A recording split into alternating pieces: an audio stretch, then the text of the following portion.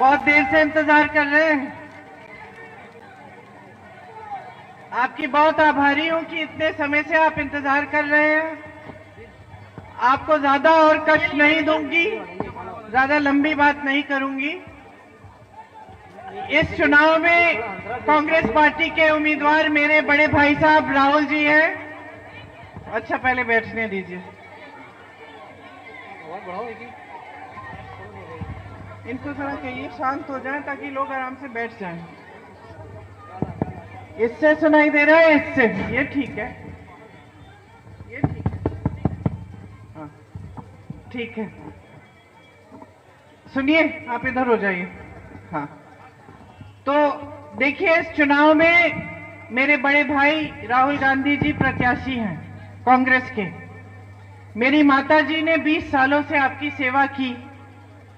आप जानते हैं कि उनके कार्यकाल में रायबरेली में कई ऐसे अच्छे अच्छे उद्योग, कई विकास के कार्य हुए। NTPC, rail coach factory, AIIMS आया, और उनसे पहले इंदिरा जी जब आपकी सांसद थी तो उन्होंने भी बहुत विकास के कार्य किए। तो आज मेरे भाई राहुल गांधी जी यहां से चुनाव लड़ रहे हैं। वो भी इसी परंपरा को कायम रखना चाहते हैं। जिस तरह से दादी जी ने, माता जी ने आपकी सेवा की, उसी निष्ठा के साथ, उतनी ही श्रद्धा के साथ वो आपकी सेवा करना चाहते हैं। शायद आप जानते होंगे कि उन्होंने कन्याकुमारी से कश्मीर तक 4000 किलोमीटर की पैदल यात्रा की। 4 महीनों के लिए रोज पैदल चले, आपके बीच आने के लिए, आपको समझने के लिए, ये समझने के लिए कि आपकी कौन कौन सी समस्याएं हैं। यहां उत्तर प्रदेश भी आए, रायबरेली अमेठी से भी गुजरे। उसके बाद एक और यात्रा की, मुंबई से नहीं, मणिपुर से मुंबई तक। उसमें भी उन्होंने सबकी आवाज सुनी, सबसे मिले, और उनको महसूस हुआ कि इन 10 सालों में मोदी जी की सरकार में अगर सबसे ज्यादा अन्याय हुआ है तो वो इस देश के गरीब के साथ हुआ है। क्योंकि इस देश के गरीब ने उनमें आस्था दिखाई, उनसे उम्मीद थी। जब उनको आप सब ने, जब केंद्र, आपने तो खैर कभी नहीं दिया, लेकिन जब मोदी जी की सरकार आई तो देश भर में लोगों ने उनका समर्थन किया, और लोगों के दिल में ये आशा थी कि कुछ करेंगे, विकास लाएंगे। उम्मीदों से भरी थी उस समय, पूरा देश भरा था। लेकिन पता चला 10 सालों बाद कि मोदी जी ने देश के आम आदमी के लिए, देश के गरीब के लिए, किसान के लिए कुछ नहीं किया। तमाम नौजवान आज बेरोजगार हैं। सबसे ज्यादा बेरोजगारी 45 सालों में आज है। 70 करोड़ लोग बेरोजगार हैं। 30 लाख सरकारी पद खाली पड़े हैं। रोजगार देने का काम नहीं हुआ, बल्कि जहां से रोजगार मिलना था वो सारी संस्थाएं कमजोर की गईं।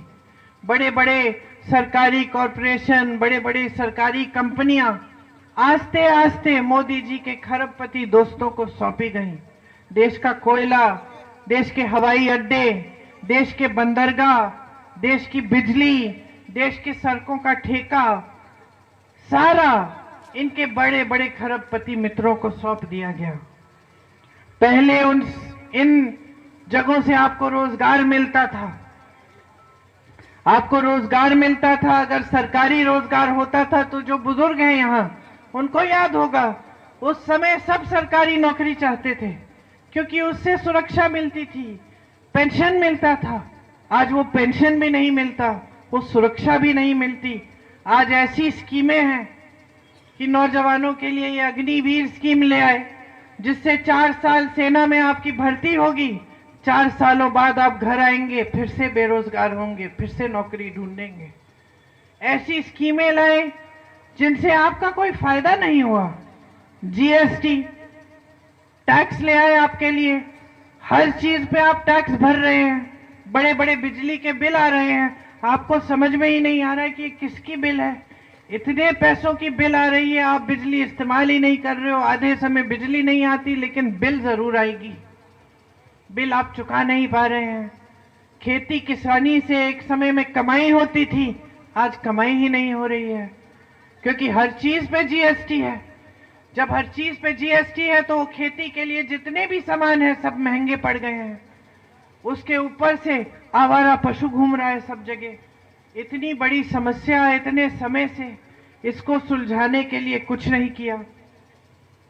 छत्तीसगढ़ में कांग्रेस की सरकार थी, गौठान बनाए, गोबर खरीदा, महिलाओं को रोजगार दिया, समस्या ही खत्म हो गई।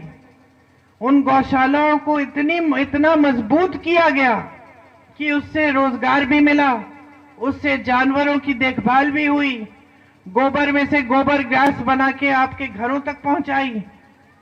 सही नीति होती है तो सब कुछ हो सकता है, सही नियत होती है सरकार की तो तरक्की हो सकती है जनता की।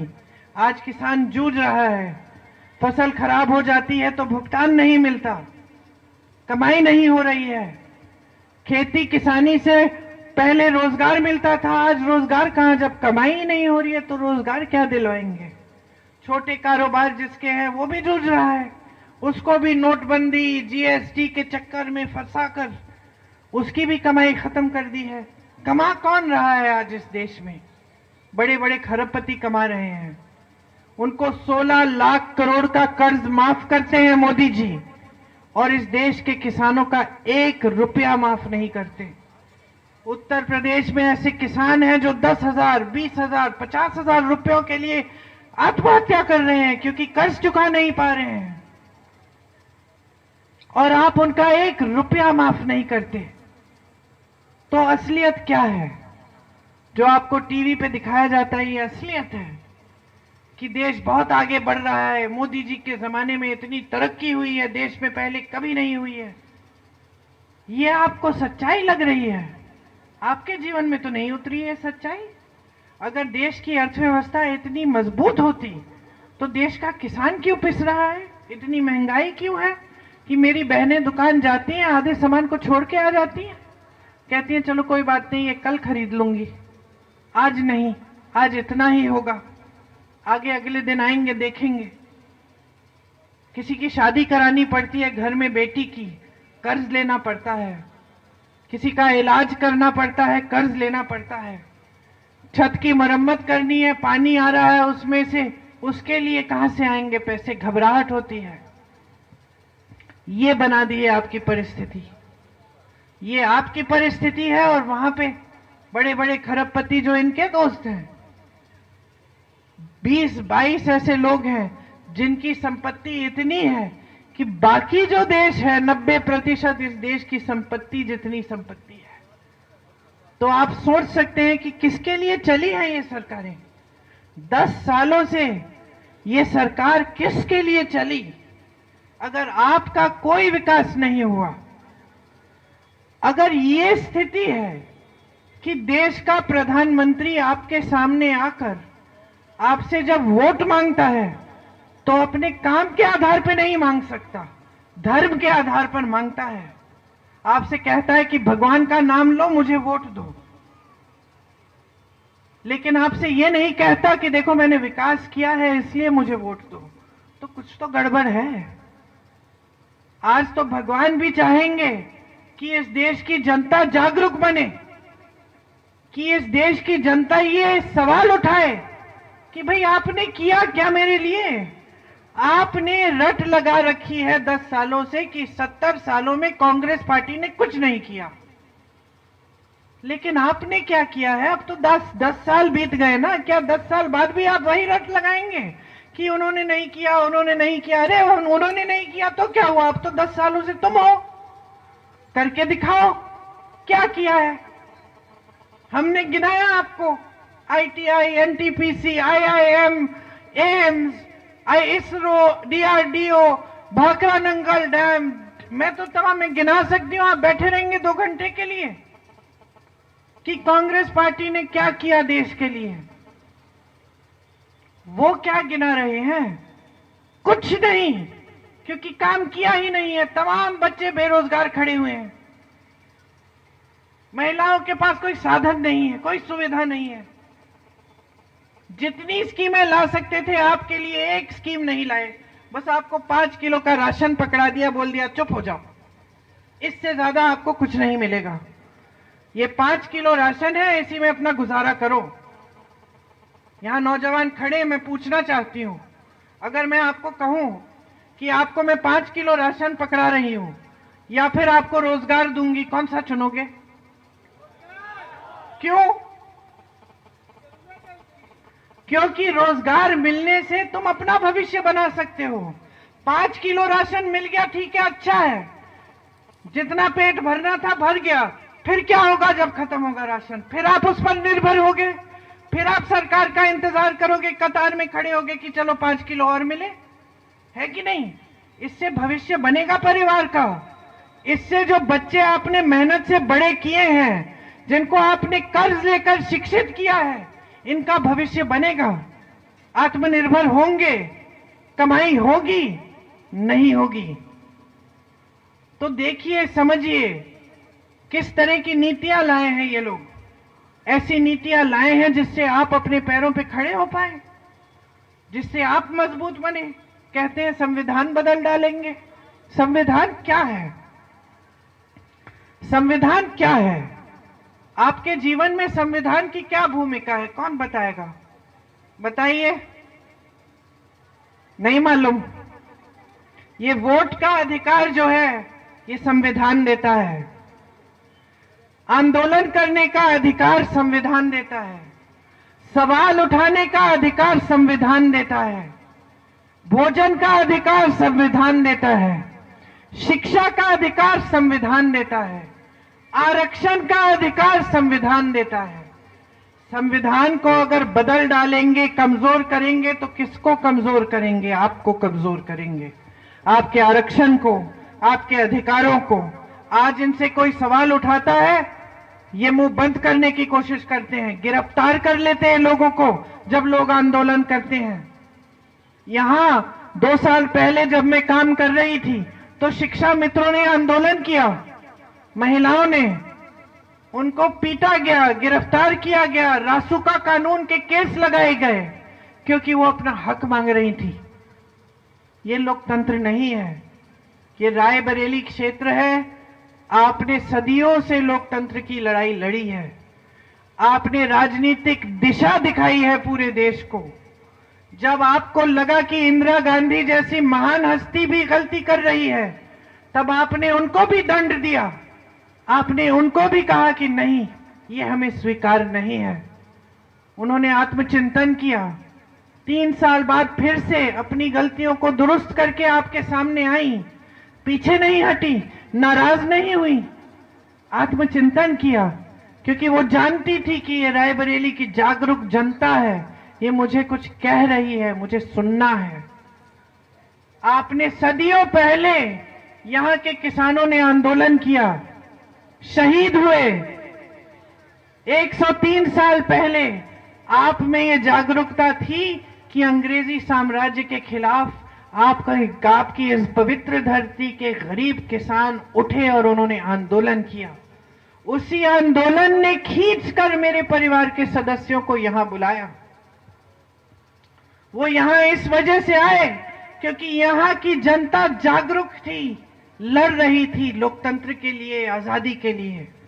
तो आज यहीं से पूरे देश भर में संदेश भेजिए कि हमें एक राजनीति चाहिए जो सच्चाई की राजनीति है। हमें ऐसे नेता चाहिए जो हमारे प्रति जवाबदेह हो। हमें ऐसे नेता चाहिए जो हमें झूठ बोलने के बजाय हमारे जज्बातों के आधार पर, धर्म और जाति के आधार पर वोट न मांगे, काम करके दिखाएं और अपने काम के आधार पर हमसे वोट मांगे।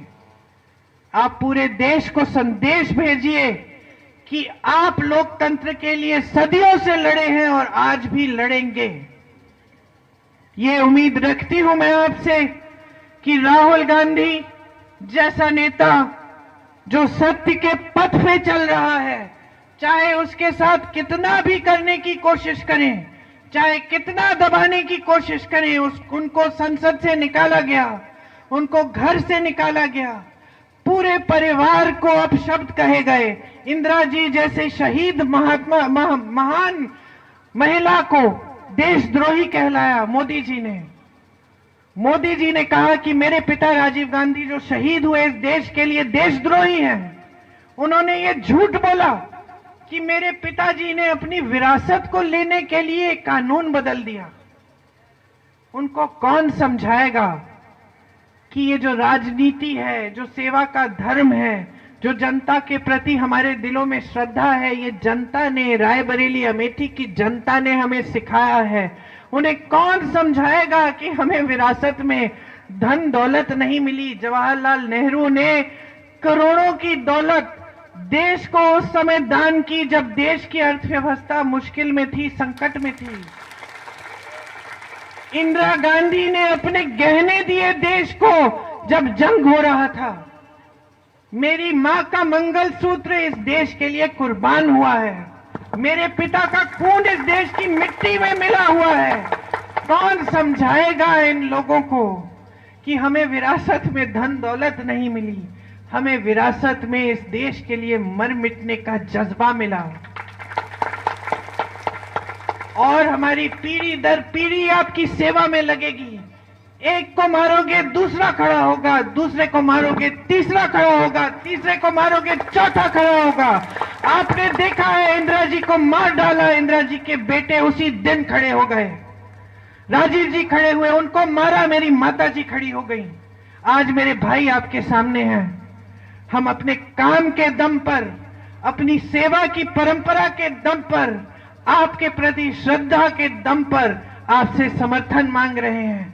आप ऐसी सरकार लाइए, कांग्रेस की सरकार लाइए जो इस देश के लोकतंत्र को बचाए, जो इस देश के संविधान को सुरक्षित रखे और जो आपका भविष्य बनाए। आप सबको बहुत बहुत धन्यवाद। मैंने खासतौर से, आपको देर हो रही है, आपको घर जाना पड़ेगा। आप सबको बहुत बहुत धन्यवाद कि इतनी ध्यान से आपने मेरी बातें सुनी। एक बार मेरे साथ बोलिए, राहुल गांधी, राहुल गांधी, जिताएंगे भैया को। बहुत बहुत धन्यवाद। जय हिंद।